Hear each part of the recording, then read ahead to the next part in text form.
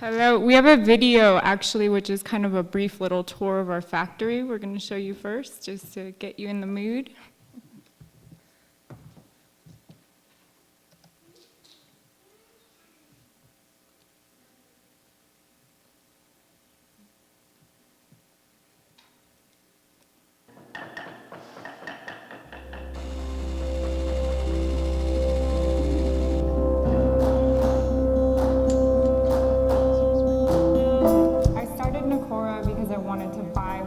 Shoes that I liked, but I wanted them made in a way that reflected what I value.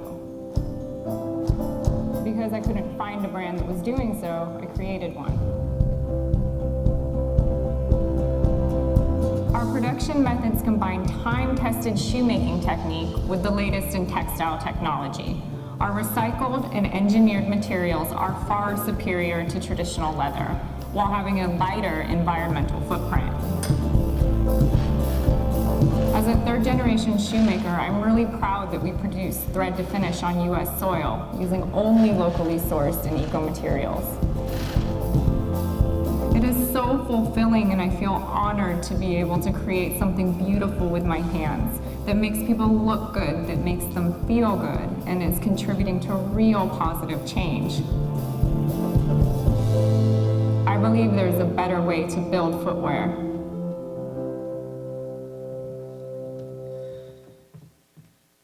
So, this kind of works. We like to do it kind of community style, so if anybody wants to move a little closer, we do have a lot of Q&A and audience involvement.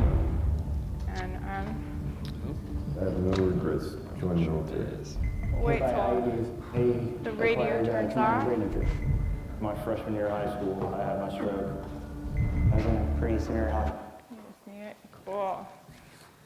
Thank you so much for coming. This is so exciting. I haven't been able to indoctrinate people about ethical fashion in a while, so I'm really excited.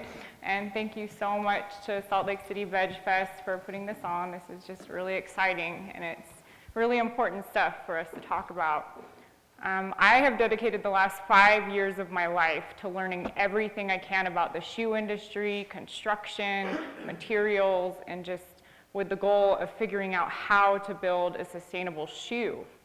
And it's my mission to completely clean up the fashion industry via eliminating the leather industry and by bringing back dignity to the millions and millions of people who are crafting our shoes for just, like, they're being exploited.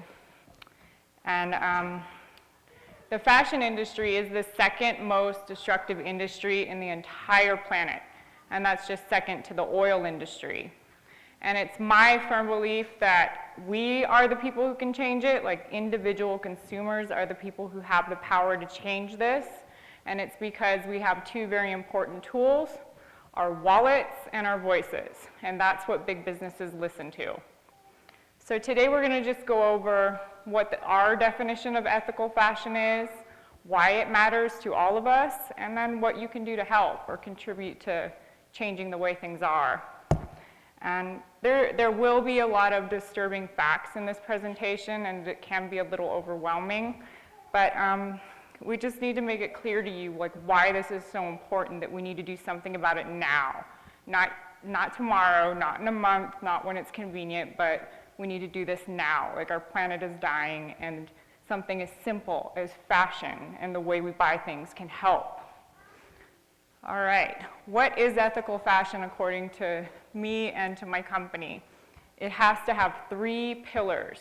Like, it can't have just 2, it can't have 1, it has to have 3 pillars. It has to be animal friendly, no use of animal materials, farming for animals, nothing.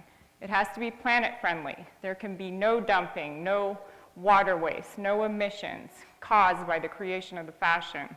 And lastly, it has to be human friendly. Exploiting humans for cheap labor just creates more poverty and more pain and more suffering and more people who are unable to care about the planet friendly or the animal friendly. So you can't have just one. Like, by this definition, you could have, for say, a vegan bag that you bought made in China.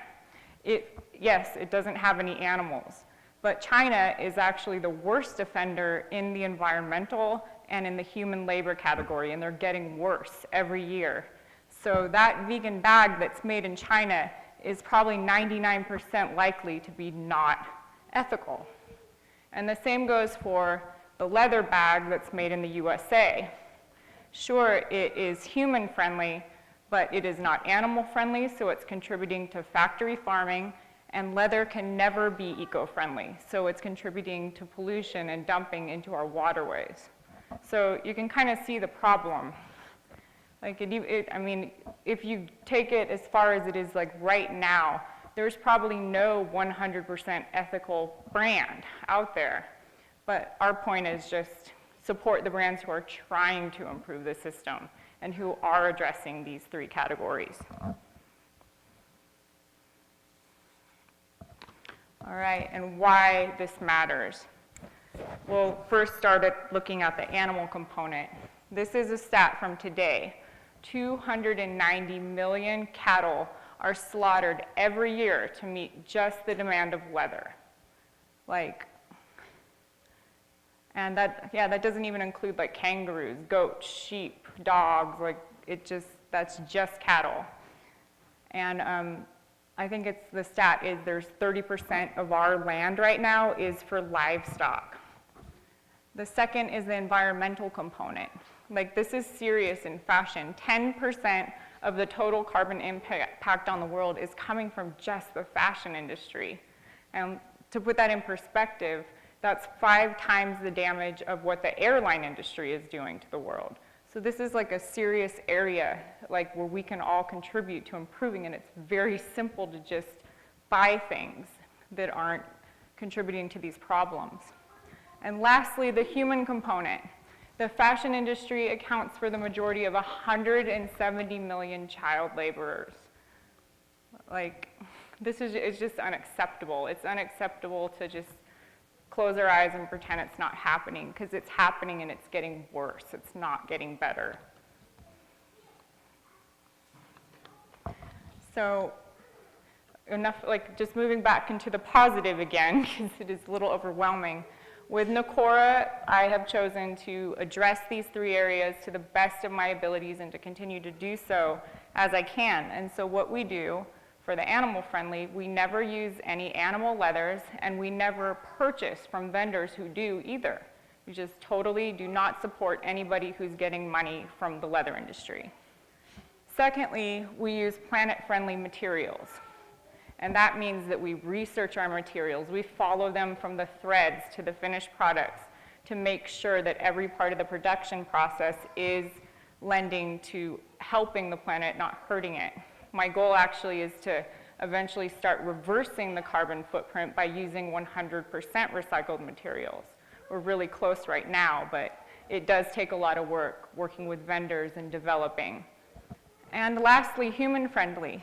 Everything we produce, every pair of shoes that we produce is made in Los Angeles, 20 minutes from my house. I can go there at any time I want. I know everybody who works there.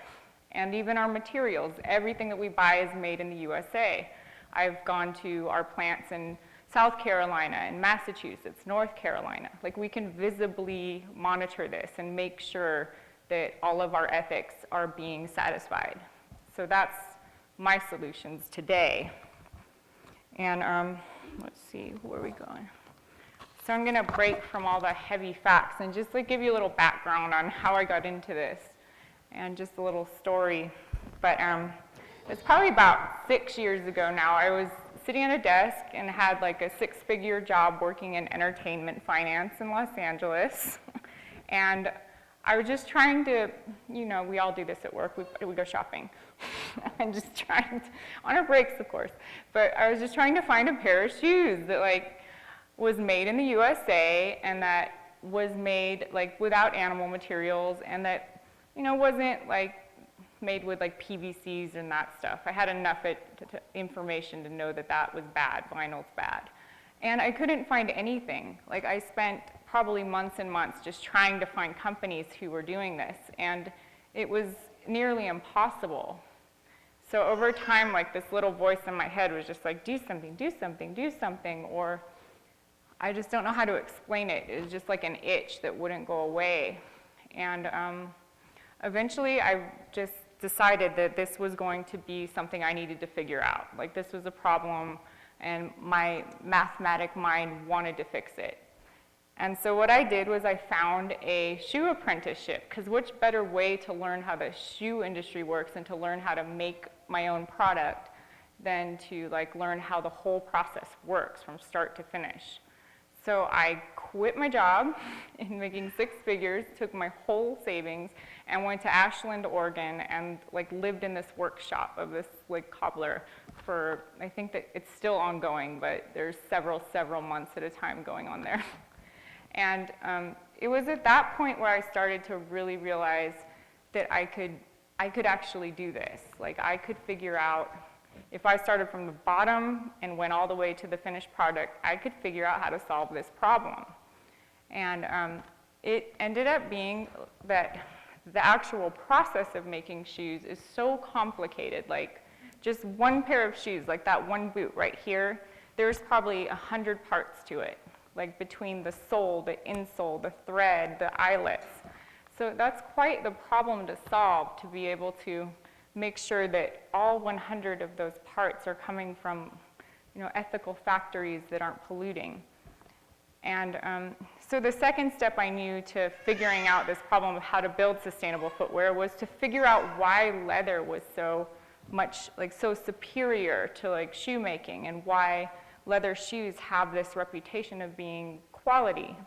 So I did learn all the properties of leather. I studied leather. I studied the handle of leather, the different thicknesses that are required for women's shoes versus heavy work boots, and just figured out why it's so valued. Because then I could figure out an alternative and be able to find an alternative that had similar properties. And at that point, I was back at my house and I built a studio in my garage, and I started, I bought used shoe equipment online because, as you guys can probably guess, the shoe industry hightailed it out of the USA a while ago. So you can find a lot of equipment that is from closed down factories, and I would just buy whatever I could afford, and I started a shop in my barn and just tested every material I could find that was made in the US. And that was made somewhere I could actually get on the phone with the people and talk to them about how it was made. And so finally, when I had my first product, which is this shoe right here, this Sally, which is basically just my skill level at the time that I was practicing. And it's still a bestseller now, but I just did the best I could with where I was at, and I didn't really even know where everything was going. But at that point, I had relationships with US vendors. There's a vendor we use in Massachusetts, which is the only vendor in the whole country that's making a synthetic material, but they happen to be doing it in a fully solar-powered factory, and they're pouring money into research to come up with biosustainable materials, or to come up with 100% recycled materials. It worked out perfectly that I found a partner early on. And from that point, I had a couple products, and I had no more money. I spent all my money, and all I had was my garage studio. And I just did a Kickstarter in 2013 to just see, do other people even care? Does anybody give a what about ethics in clothing? Because everything's made in China. Nobody reads the labels anymore. Do people even care if it's planet friendly? And just with no money, no marketing, and the Kickstarter, I made $80,000 in just a few weeks because people did care. And it was just the perfect miracle that got me started and motivated me to keep going. And since 2013, we've come completely so far and built allies, and are starting to build a story as to just make sure that more people know about these issues, because they matter. And because of my background in shoemaking and being an actual shoemaker, which is funny, I found out I was a 3rd-generation shoemaker after I apprenticed. So the family joke is that it's a genetic disorder that you go into shoemaking. But my aunt sat me down like after I did the apprenticeship, and she's like, honey, it skipped a generation, but your grandma and your great-grandma and your great-great-grandma, all shoemakers. And it's just kind of wild how that works. So sometimes I think like great-grandma's like just sitting there like telling me how to do things, and it's fun. But the classic training like made it so that we can make products that are superior to the cheap stuff you see at the Targets and all of that, or the just fast fashion versions. Like these are traditional techniques of assembly so that they don't fall apart. They're repairable, they're resolable. So the sustainability is also built into the design of the product. We also stay away from high fashion stuff and stay with classic staples, because those are the kinds of shoes that are gonna live in a person's closet a lot longer than that occasion shoe. And so it just we build our beliefs into everything that we do. So let's dig a little bit deeper into the pillars of why we do this. So why we don't use animal leather and why we don't buy from companies who even support the leather industry at all. Leather is not a sustainable byproduct of the meat industry anymore. Its prices and demand is increasing. 290 to, in 10 years from now, 430 million cattle. Like, where are we gonna put all this? Like, it's just, it's overwhelming. And it's not a byproduct.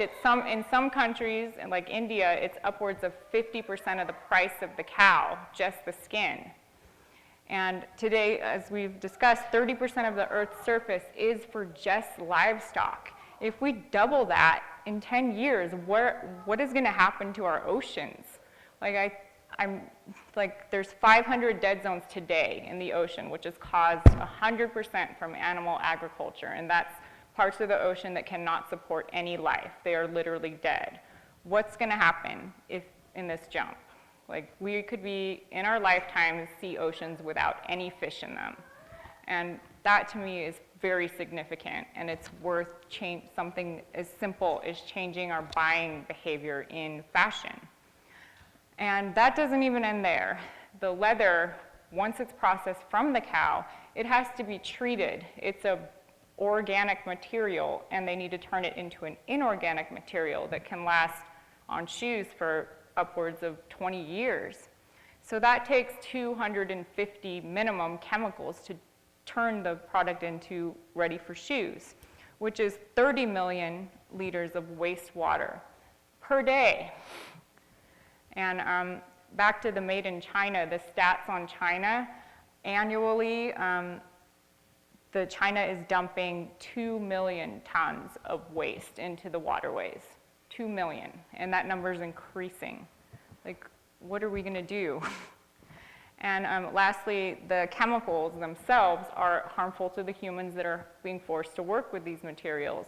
Chromium is one of the heavy ones, and there are also loads of formaldehyde, and people are just dipping in it, they're breathing it, and it causes cancer, it causes renal failure, and it causes ulcers, amongst other things. It's an entirely useless product when you can do the same thing with not a bioengineered, but like a engineered material that's engineered to replicate leather, but it's made from trash or other like waste.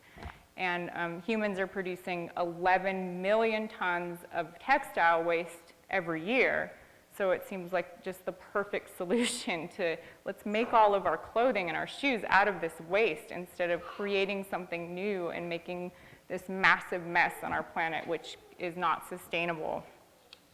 And then there's the second pillar, which is the environment. And going back to shoes, which is my specialty, just one single pair of shoes, if you choose to buy the leather shoe versus an ethically made shoe, like these are the stats of what the impact of one shoe is. One pair of shoes, to create one pair of leather shoes, takes the same energy as it does to power an average American suburban home for a whole year.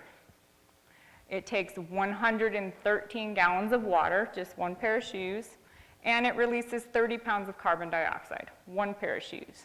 It's entirely not worth it. It doesn't matter what your beliefs are on animal liberation, what your beliefs are on environment, it doesn't even matter at this point. It's like we need to stop. We need to be uncomfortable and change our buying habits because this is not okay for one pair of shoes. And I guess just to put this in perspective too, because these numbers may seem a little startling, but if you follow the process of the shoe from the cow, from the grazing, from the pesticides, from the fertilizers, to the tanning process, to the dyeing process, and then it's getting shipped back and forth probably 3 times. It usually goes US to China, then back to Europe or back to US. Like if you follow the path of this one skin, it is a significant impact. And that's even before it gets assembled into a shoe. So it's really worth looking at and changing. And then lastly, the human component. With all the horrible things I've told you about what humans are doing to the planet, it may be kind of hard to go back to why we should care about the human component again. But it's, again, humans who are treated well and humans who have dignity are more likely to care about these issues. This up here, we have gathered some unpopular, these are the worst offenders right now. These are the biggest producers of fashion, and they are the biggest polluters. This image up top is from a Zara factory.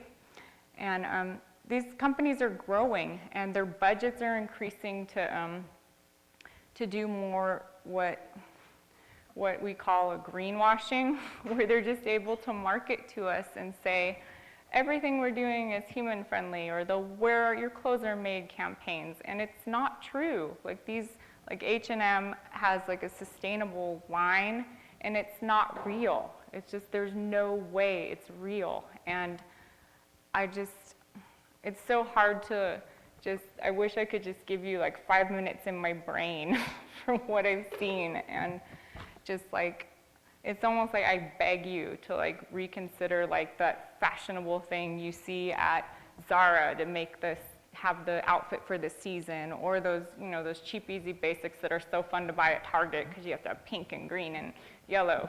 Like, just don't do it, because every dollar you give to these people is turning our planet into just a cesspool. They do not care. The only thing these companies care about is their profit margins and making their quarterlies. And the only way they're going to listen to people like us who do care is if we don't give them our money. They will listen to that overnight. Like, I know there are brands that have a vegan line, for instance, like Doc Marten has a vegan line. But most of Doc Marten's money is coming from leather, and they're just testing this out to see if they can get a bigger market share here to get your money. They don't care. They don't care about the issues that are in the leather industry, and which in my mind means they don't care about the planet issues. So you're probably also getting really cheap materials out of their vegan leather shoes. And then they're made in countries that are huge violators in mass quantities. And it's just not worth it. Like, just one act of like boycotting companies like these is enough to like make change happen like literally overnight, because money talks, and that's the only language that our world listens to right now. And that's why we have power, because we can make these buying decisions that can affect so many people. And it really is that simple. And back to the laborers, I think a stat is it's 85% women, and 98% of fashion is happening in developing countries, otherwise known as third world countries. And these are countries that don't have labor laws, they don't have environmental protection laws, and that, like, you can just figure out those stats just without even having any background. Like, if 98% of fashion is produced in these countries that don't care, like, it's just shoveling waste into our waterways, and it is going to affect us all. And, all right. Oh, I was going to spin it positive again so you guys weren't bummed out. But, it makes me so happy, like, just working in our factory, because the whole way of the world is you can't pay that much for labor. Like, we have to have cheap stuff, cheap stuff. But we've figured out how to have, like, decent priced shoes that will last you, like, 10 years and pay people well. Like, everyone in our factory, like, I think 75% are homeowners in Los Angeles. And like they have children in college. Like these are people who get to live like real lives. And if you're buying like a $20 pair of shoes of Target, like just back that number out. Like there's the profit that Target needs to make. There's the profit that the factory needs to make. There's the materials. Like these people are getting cents for an hour. And they live in the same global economy that we live in. It's just, it's not right. It's not right to make people live in poverty and live around like heavy toxic chemicals and be sick all the time just so we can buy 100 pairs of $20 shoes. It's just not okay. All right. So again, like this is heavy, but I am a complete optimist when it comes to change. I do believe that behaviors can like take off exponentially. It just takes one voice and then your friends and your friends and your friends, and then you have like viral videos. You know, this works. It does work. It does work when one person is loud or when one person feels something. It's contagious, and I think good is just as contagious as bad. So we all have access to Google, and I've done almost all of my initial research on Google, just looking up brands and seeing which brands are ethical, which brands are hitting the 3 pillars, which is animals, no use of animals, are they planet friendly, and are they trying to improve production, and then are they doing good for humans? So when you're buying products, you can check their websites out. Like, do these companies know where their materials are coming from? Most don't. It's surprising, but you can ask, you can check websites. And if materials are coming from China or India, the odds are probably 95% that they're not good for the planet or good for people, unfortunately, today. And find out where they're made. Again, the biggest offender is China right now, and they're getting worse. In China, there's actually laws where designers can't go to visit factories without a lot of notice. So you can never know. You can just never know as a designer what's going on with your products. And does the company have an environmental policy? Like, there's a lot of established brands that have done a lot of bad, but are they moving fast in the opposite direction? Like, those are things to note. And invest in staple pieces. It's not as fun at first, but just like buy like your basic black flat. Like, spend money on a good black flat that's gonna last you for 10, 15 years. Same with boots. And if you need to buy the fashion items or like have fun, which we all do, there are tons of resources for secondhand, and I guarantee you can find the trends in the secondhand because they just recycle them like 7-8 times a year, so you'll find it. And there's Etsy, and what's the other one that you like? Luxury garage sale. Like, it's great, and you spend half the price, you get a higher quality item, and then you can have fun. No new resources are used. And lastly, does the company have transparent labeling? Like, is there information available? These are all like just good ways to just start, because we all are doing the best we can. Again, I can like take you through a process of like what I would do. For instance, like some of you have probably seen like the viral campaign for pineapple leather. Like, it's so exciting, and there's like videos. Has anybody in here seen those? Okay, so what we did when pineapple leather came out is we took it against the test of our 3 pillars: animal friendly, planet friendly, human friendly, before we would purchase it. Yes, it's animal friendly. It doesn't use any animal products. Got on Google for 10 minutes and Googled first pineapple pollution, pineapple production pollution. Found not 1, but 30 different hits for Costa Rica, contamination, pollution, pineapple industry uses heavy GMOs, heavy pesticides, dumping to wastewater. So, okay, already can get a lead on what's going on there. And then lastly, human friendly. Just Googled pineapples, industry, labor rights violations, and came up with major hits for both Costa Rica and Philippines, all very recent. Costa Rica is using slave laborers from other countries, Nicaragua, to produce massive amounts of pineapple. And Philippines, where the pineapple leather is coming out of, is actually a country where child labor is on the rise fast. And it's just like, I mean, I'm not trying to be a bummer, but these are real issues. Like, you can't come in with a Band-Aid. Like, it's kind of like if we buy the leather shoes, we are rushing to our deaths at like 300 miles an hour. But if we find the Band-Aid solution, like the pineapple leather, we're only going at 200 miles an hour. You know, it's like, it's not an answer. It's good that like businesses know that people are starting to care and they're starting to try to serve us more. That's wonderful, but it's not going to fix things that way. We have to be 100% and get as close as we possibly can, and it's not easy, but it is so worth it. And I hope I haven't bummed you out completely, because I do feel really positive. I like to do Q&A because it's really nice for me to know where they're coming from. Ray's got mics.